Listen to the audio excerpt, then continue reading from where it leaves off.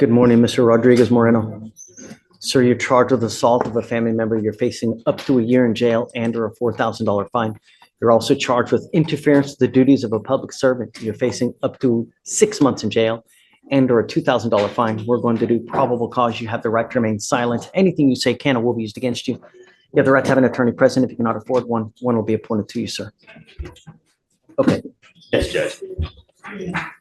On December 8th, 2024, the officers were on patrol and were dispatched to a residence in Harris County, Texas in response to a disturbance and unknown weapon call. The officer performed a public service to the female caller, the complainant, and spoke with the caller, and the caller was upset, sad, hysterical, and crying. The officer heard the caller say, "Come help me, please," and where she was in the apartment. The officer made it to the 7th floor and observed a male standing in the hallway, packing and unpacking a bag. The officer received confirmation that the male was the defendant by the complainant, and the defendant ran into the apartment and locked the front residence door. The officer knocked multiple times and announced himself as police, and the complainant answered the door, crying, upset, and frightened. The officers instructed the complainant to walk outside, and she did as instructed, and the officer observed the defendant following behind the complainant. The officer grabbed the defendant as he was standing inside the apartment near the front door and pulled the defendant to the hallway and detained him. The defendant was informed that he was detained for family violence and continually tried to enter his apartment while being handcuffed. The defendant impeded the investigation by attempting to enter his apartment multiple times, and the defendant also impeded the investigation when the officers were escorting him to the patrol vehicle and refusing to get inside the vehicle. The officer asked the defendant to get inside the vehicle multiple times, but he refused, and the officer had to use force to get the defendant inside the vehicle. The complainant advised the defendant is her boyfriend and they have been in a relationship for 20 months. The complainant advised they do not live together and that they had both been drinking alcohol, and as a result of going to the Lincoln bar today, they were inside the suspect's vehicle when they were leaving the bar when the defendant began hitting on and flirting with other girls.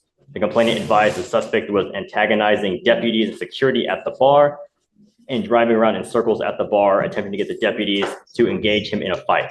The complainant advised she informed the defendant that, she informed the defendant that she wanted him to stop flirting with and hitting on other girls, and the complainant advised that this made the defendant mad, and as a result, he pulled her by the hair inside the vehicle. The complainant advised she felt pain when the defendant pulled her by the hair. Okay. I see that he has a prior same complaining witness. Let me see, Your Honor. It's from April of this year. It is the same complainant, Your Honor. Mr. Rodriguez Moreno, I'm going to find that there's probable cause to go forward with the case. I'm now ordering you not to have any contact with this person whatsoever. Do you understand? If I find that you have contact, I'm going to do everything in my power to protect my public at all cost. Do you understand? If that means putting you in and making your bond high, I will do it in a heartbeat. I'm now placing a protective order on this person. She is now a protected individual.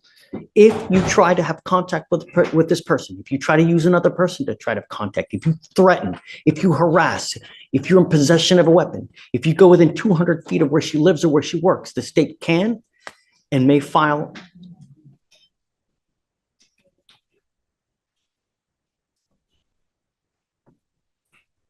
I want you to listen to me, and I want you to hear me loud, and I want you to hear me clear, Mr. Rodriguez Moreno.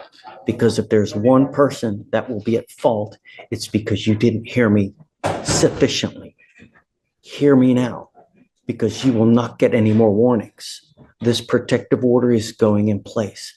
And if you violate it one iota, the state can file additional charges on you, a violation of protective order. You violate those conditions, I can have a hearing to hold you at zero bond. Zero bond, and I'll do it in a heartbeat to protect every single person. Do you understand? Yes, ma'am. You're also not to consume alcohol or illegal drugs, and I will randomly test you. If I find that you're using, likewise, you will go in. I will revoke your bond. Do you understand?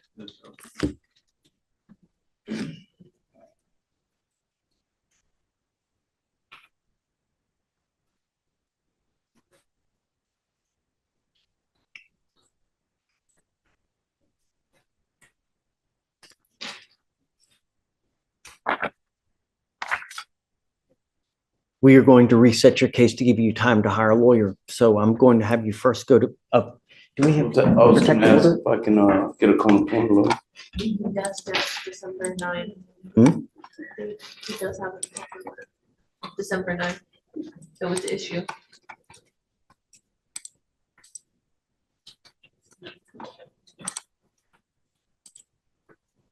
What do you do for a living?